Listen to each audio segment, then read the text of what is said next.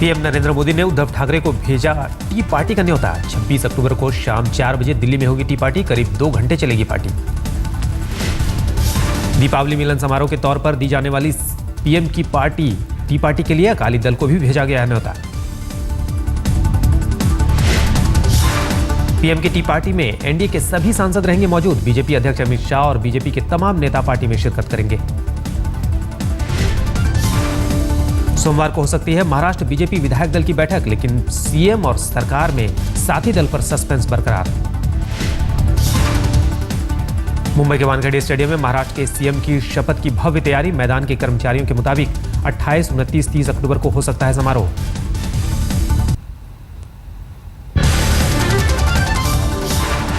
कौन होगा महाराष्ट्र का सीएम? अभी तक सस्पेंस बरकरार। सीएम पर राजनाथ ने मीडिया का जवाब टाला।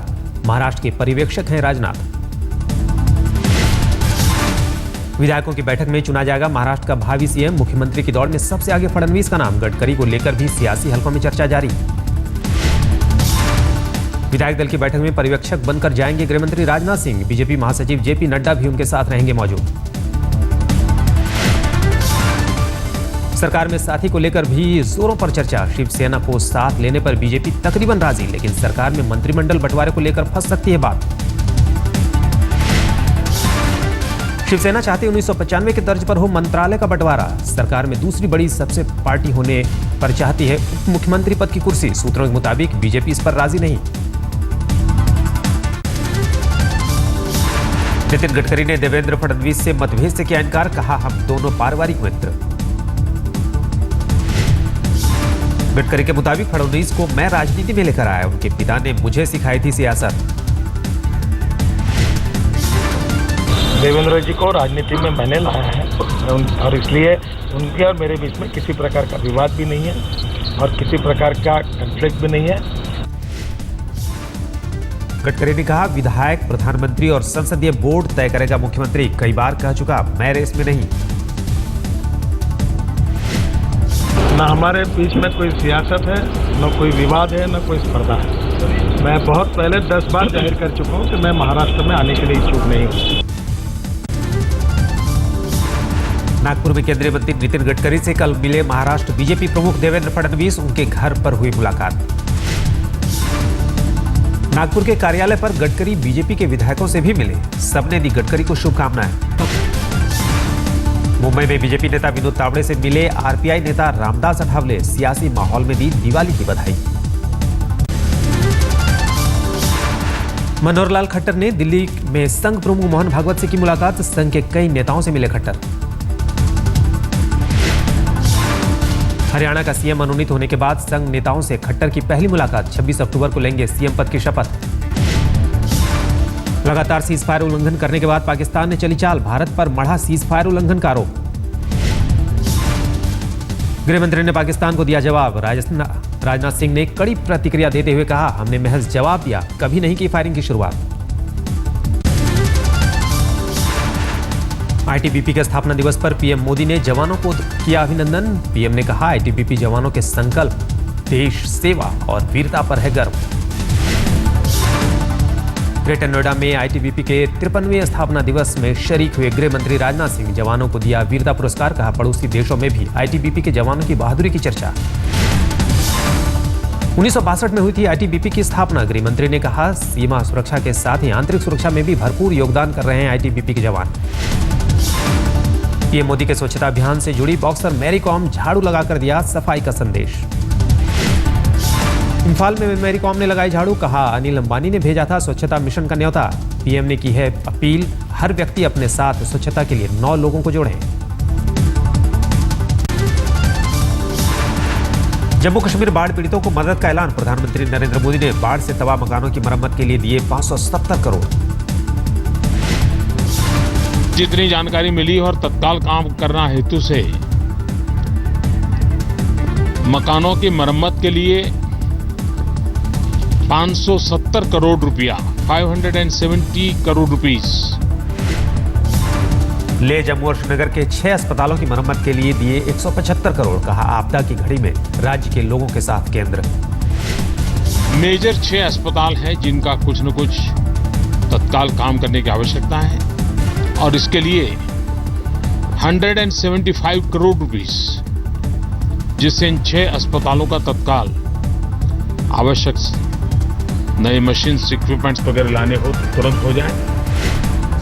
बाढ़ में बेकार हुई स्कूली बच्चों की किताबों के लिए भी प्रधानमंत्री का मदद का ऐलान। कहा, छात्रों को नहीं होनी चाहिए परेशानी। बच्चे स्कूल में पढ़ते हैं, उनकी किताबें सब नष्ट हो चुका है, तो मैंने तत्काल कहा है कि उन सब बच्चों को नोटबुक, किताब, उसके लिए जो उनकी आवश्यकता है वो सभी बच्चों के लिए तत्काल मुहैया कराया जाए, ताकि उनकी शिक्षा में कोई रुकावट ना हो। प्रधानमंत्री ने बाढ़ पीड़ितों से मुलाकात कर दिलाया भरोसा। कहा, मदद में केंद्र सरकार कोई कसर नहीं छोड़ेगी। जम्मू कश्मीर के दुख के साथ पूरा हिंदुस्तान है और आपको कभी भी किसी चीज की कमी नहीं पड़ने दी जाएगी। पूरी सत्य के साथ,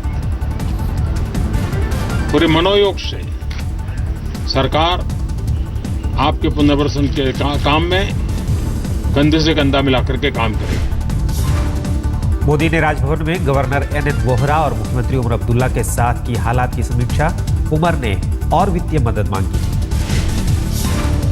पीडीपी नेता और जम्मू कश्मीर के कई प्रतिनिधिमंडल से मिले प्रधानमंत्री। बीजेपी नेताओं से भी मुलाकात। श्रीनगर में राजभवन के बाहर बड़ी संख्या में लोग प्रधानमंत्री से मिलने पहुंचे। मुलाकात नहीं होने पर लौटे मायूस।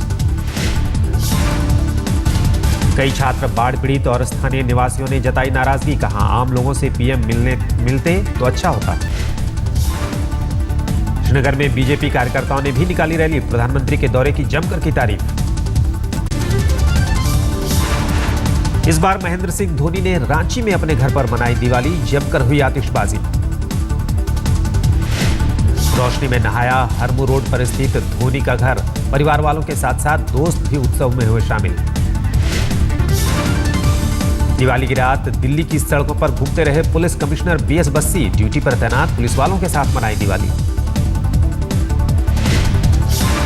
जगह जगह जाके अपने स्टाफ को मिलने का ये है कि स्टाफ को जो एक अगर कोई मायूस फील कर रहा हो तो वो अपने आप को मायूस फील ना करे और उसे फक्र हो कि हम दिवाली वाले दिन भी अपने घर में ना बैठ के सड़क पे खड़े हैं, ताकि जनता खुशी से दिवाली को मना सके।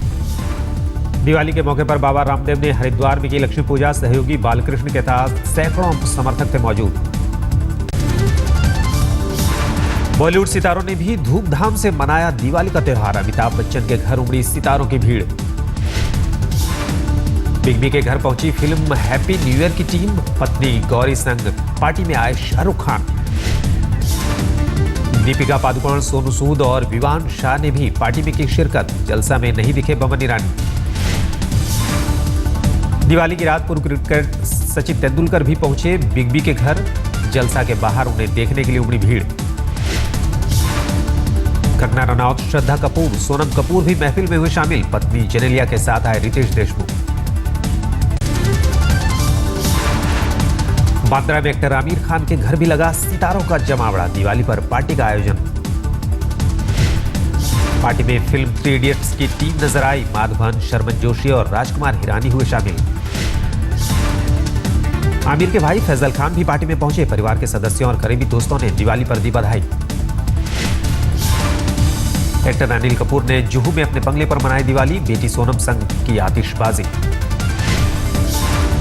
मीडिया से भी रूबरू हुए अनिल कपूर और सोनम। अपने फैंस को दी दिवाली की बधाई। दिल्ली में भी दीपों की चमक से हुई रोशन। लोगों ने जमकर की आतिशबाजी। इंडिया गेट पर भी दिवाली मनाने पहुंचे लोग।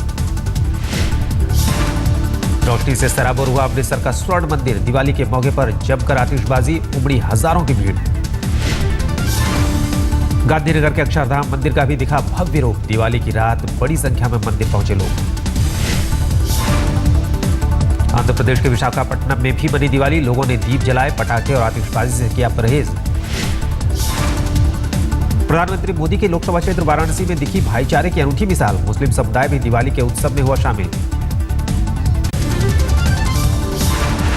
बीती रात मुंबई के डीएन नगर में एक पार्टी के दौरान फायरिंग। एक शख्स की मौत, दूसरा शख्स चॉपर से हमले में गंभीर रूप से जख्मी। राजस्थान के बाड़मेर में पटाखे की दुकान में लगी आग, 7 की मौत, मरने वालों में एक ही परिवार के 5 लोग। आग से बचने के लिए गोदाम में घुसकर खुद को कर लिया था बंद। 6 घंटे बाद जब शटर तोड़ा तो 7 शव बरामद हुए। सिलीगुड़ी में डेंगू का कहर, बीती रात 25 मरीज अस्पताल में किए गए भर्ती। पश्चिम बंगाल में अब तक 200 लोगों की जान ले चुका है डेंगू। स्वास्थ्य विभाग ने डेंगू से निपटने के लिए किए तमाम इंतजाम। गाजियाबाद के इंदिरापुरम में कई फर्नीचर दुकानें आग के हवाले, लाखों का माल जलकर खाक। एक 3 मंजिला इमारत भी आग की चपेट में आ गई। फायर ब्रिगेड की 7 गाड़ियों ने काफी देर बाद पाया शोलों पर काबू।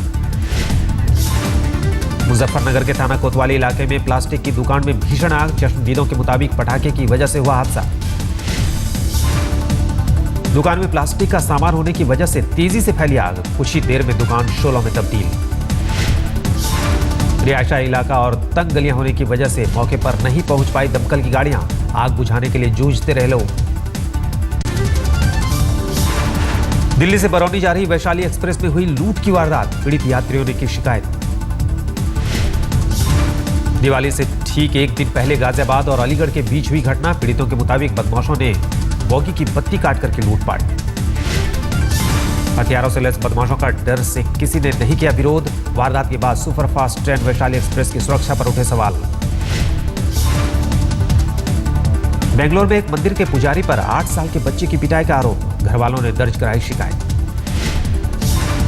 आरोपों के मुताबिक पुजारी ने दलित समुदाय के बच्चे को मंदिर में जाने से रोका और पिटाई की। पुलिस ने दर्ज किया दोनों पक्षों का बयान। दुबई टेस्ट में पाकिस्तान के विकेटकीपर बल्लेबाज सरफराज अहमद का शानदार शतक, ऑस्ट्रेलिया के खिलाफ पहले टेस्ट में 80 गेंदों पर पूरी की सेंचुरी। 27 साल के सरफराज ने पहले टेस्ट के दूसरे दिन खेली 109 रनों की पारी, पाकिस्तान का स्कोर 454 तक पहुंचाया।